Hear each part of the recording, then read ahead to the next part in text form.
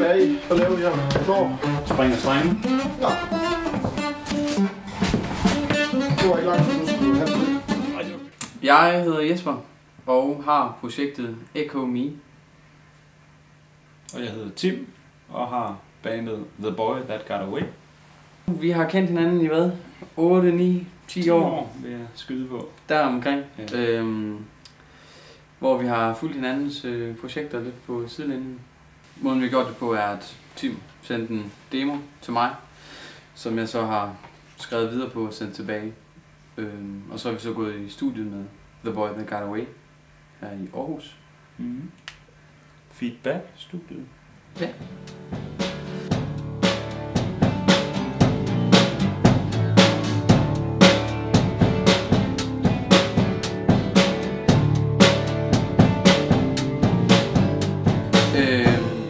Det vi ligesom har ladet os inspirere af vores fælles omgangskreds og sådan nogle ting, hvor vi alle sammen var påvirket af vores gode ven Christian, som døde af kræft.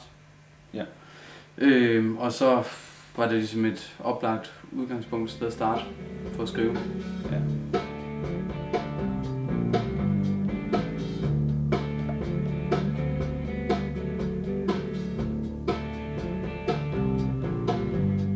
Jeg synes faktisk, det gik utrolig nemt med at skrive det. Altså igen, det der med, at jeg ikke oplever, at der er så stor forskel på, hvad vores præferencer er. Så jeg synes, at de ting, du sender mig, synes jeg er fede, og de ting, jeg sender tilbage, synes du så heldigvis er fede også. Mm-hmm. Så man kan sige, at det er gået meget nemt, synes jeg.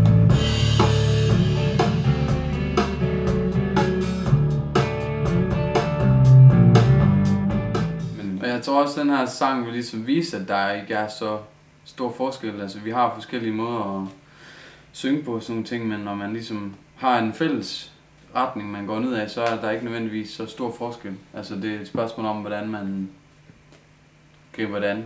Ja.